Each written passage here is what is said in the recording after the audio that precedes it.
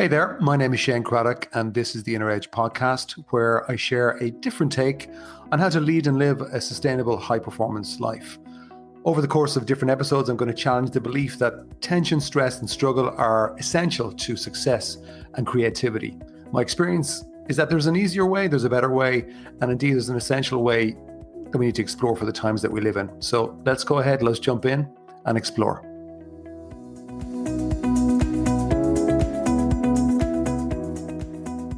Hello there, Shane Craddock here. Welcome to today's episode of The Inner Edge. And today we're going to be talking about a distinction between being engaged and being involved. In other news, I hope, first of all is well in your world. I am recording this, obviously, in July 2024. This comes out on the 22nd of July. But regardless of what time of the year or even what year you're listening to this, I hope all is well.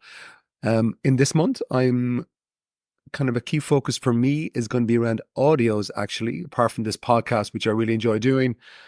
I'm also in the middle of recording an audiobook version of my very first book, which was called Inspire Me, which is available on Amazon and other stores if you're interested. It's a very different book to my most recent book, The Inner CEO, because it's kind of a more dip in, dip out book. There's no real narrative to it. It's very much kind of designed to be picked up and give you a bit of inspiration in less than 60 seconds. It's kind of designed in a similar way to my weekly email, which you can check out at shanecraddock.com. And then the second part of the audio journey this month is that a big thank you to listener Anna Black, who sent me an email.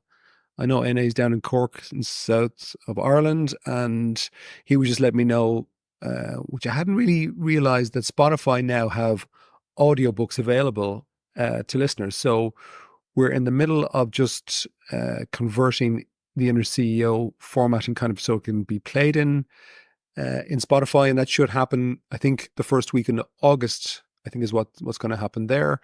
It's already available on Audible. That's the Inner CEO. So if you're a Spotify user, it could be coming your way as part of your free minutes that they give to, I think, premium subscribers. Before we get into today's episode, just a couple of things. You're probably like me. I listen to different podcasts. Some I like, some I don't like. Some I dip in, some I don't dip in. Some I stay with, and some I avoid. But what I have realized is that by certain podcast hosts asking me to like and subscribe their podcast, that actually it does work. And all I can say to you as a podcast host, if you like this podcast, it does help me to spread the word and help other people like you. So if you like it, I would really appreciate if you could like the podcast and even subscribe, because it does help in terms of the way the different platforms flag podcasts and make them available to people.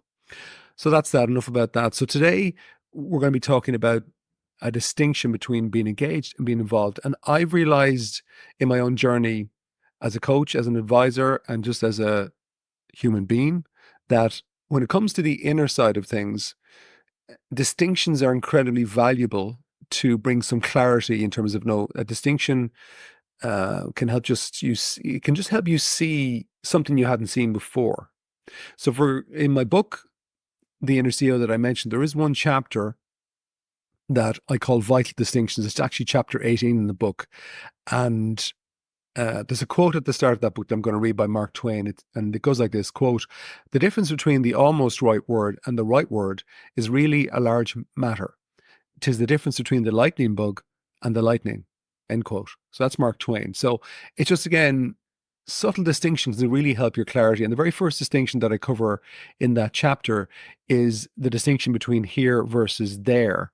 Now, I'm not going to get into what's written in the book, other than to say that I often refer to this with clients where I'll say, listen, we all have it here and we all have it there. Here represents your reality.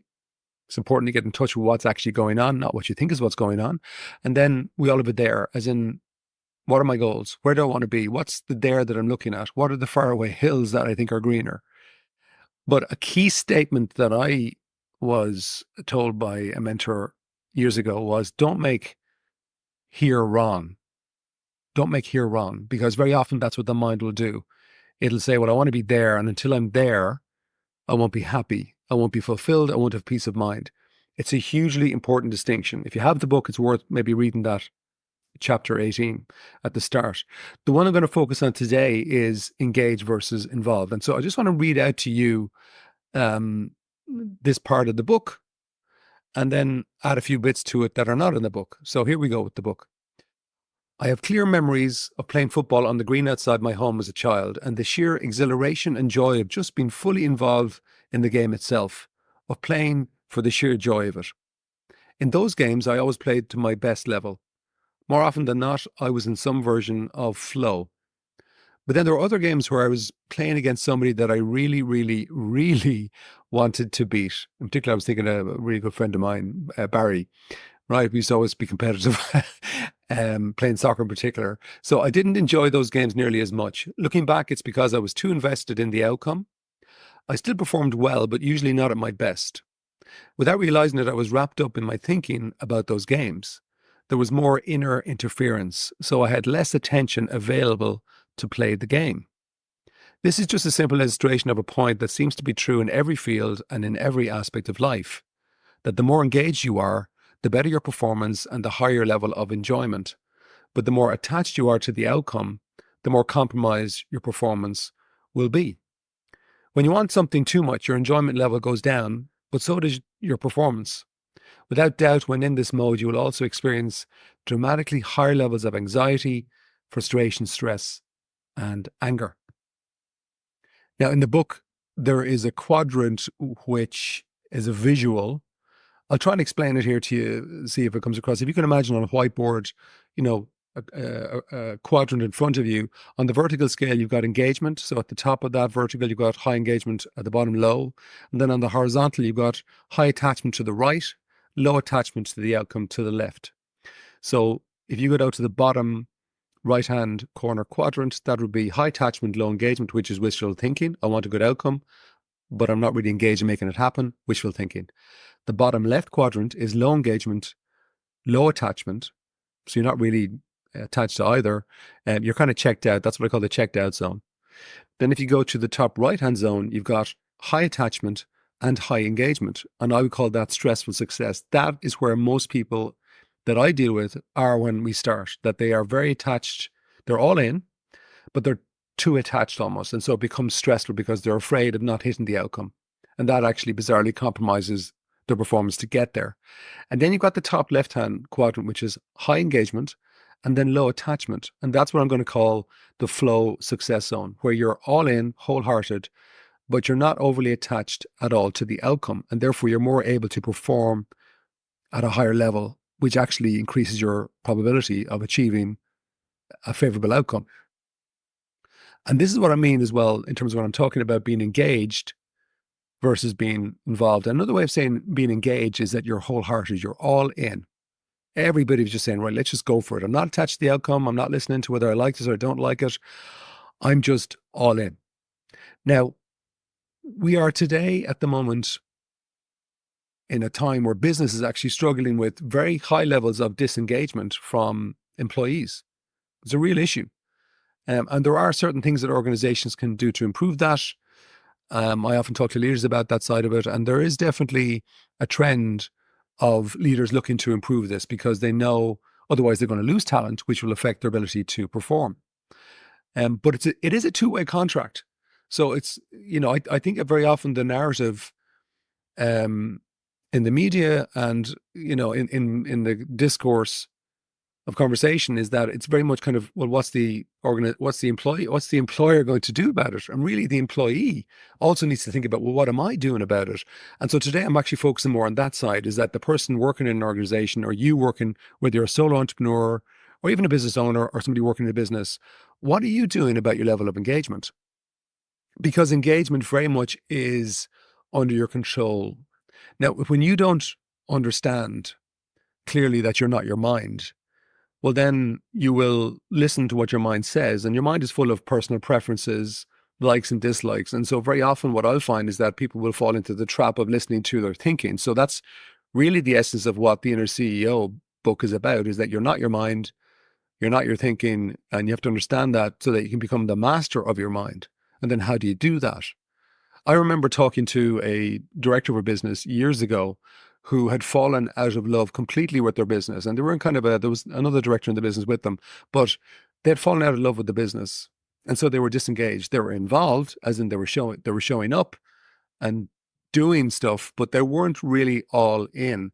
And so I was challenging them to say, listen, whether you stay with the business or not, you're really knocking your ability to even make that decision. You're also knocking your own clarity, because when you get disengaged, you really affect your mood, you affect the quality of thinking, your quality of clarity goes down.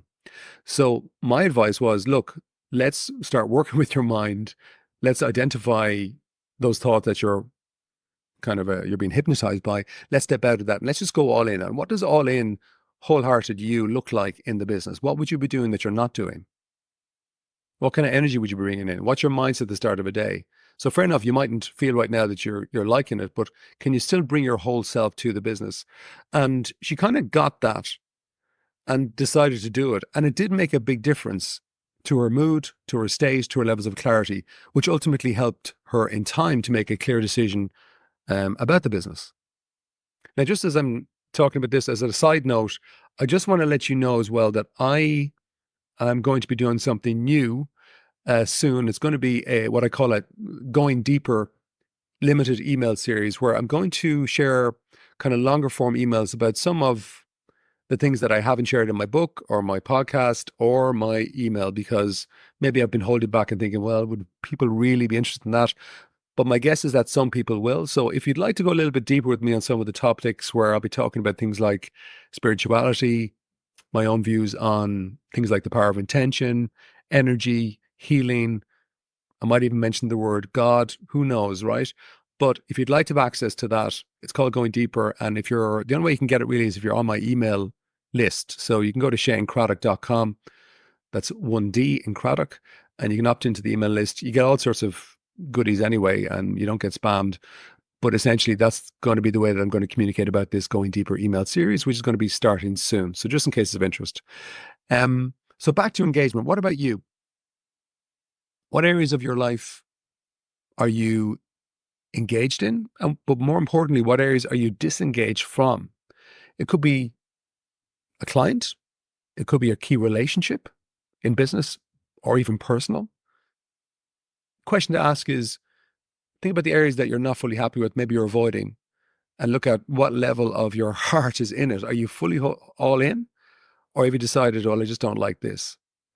And I'm going to give you a little challenge. What if for one day you just went all in, either in your business or your life or that relationship that you're just not into at the moment?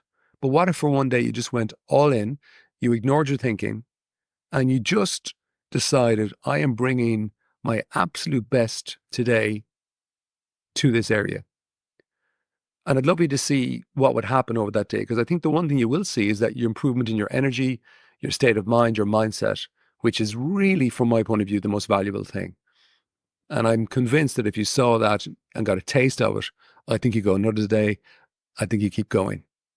Now, it doesn't mean that, like somebody might say, well, Shane, are you saying that, my situation, I find it hard to be all in because I just don't like it? Are you saying just accept it and just suck it up? No, I am saying that if you really want to change a situation, whether it's a business, a sales issue, a pitching issue, growing your business, improving your personal relationship, improving your health, whatever it is, it requires you, I think, to go all in. And it's unlikely you're going to get great result unless you go all in, wholehearted, absolute, all in. But the benefit, though, is that you're much more likely to go into the flow. Just like that story at the start of the book in The Inner CEO, where I was talking about playing soccer, just playing without really thinking about it, but just going all in, bringing my full self. It's much more likely that you're going to cause a really positive change. So I think that's the challenge I'm going to throw to you. Could you do for one day and think about the areas that maybe, if you reflect a little bit, you go, yeah, okay, I'm not really all in here, or I'm avoiding this person or this situation. So that's maybe the close out. Challenge yourself to be more wholehearted in some area, be more engaged regardless of what you're thinking about the situation, because It is the catalyst to better things. But there's nothing like trying that out for yourself. That's it for this week. Ciao for now.